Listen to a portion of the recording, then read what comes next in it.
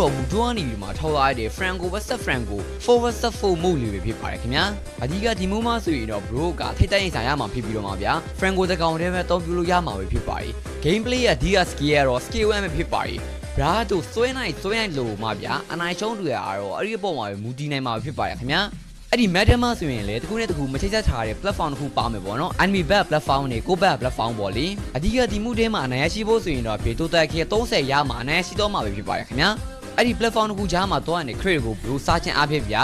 skill အသစ်တွေဘလို့ရတာတို့ ability တွေပို့ပြီးတော့မှတိုးလာတာတို့ဗျာအဲ့လိုမျိုးတွေရှိပါသေးတယ်ခင်ဗျာဒီမိုးထဲမှာလည်းအခြားပြောဖို့ကောင်းတဲ့ feature လေးတွေလည်းရှိပါသေးတယ်ခင်ဗျာ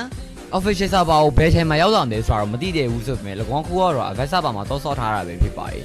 ဆောအားတာကြီးကတကယ်ကိုမှပျော်ဖို့ကောင်းတယ်ဗျာတွေဆိုတော့၎င်းအခုဒီ video ထဲမှာအတန်နဲ့ဝင်လို့ဘုံနားလေးပေးကြမယ်လို့လည်းထင်ပါတယ်ဆိုတော့အားလုံးပဲနောက်ပြန်မှတွေ့ပါမယ်အားလုံး bye guys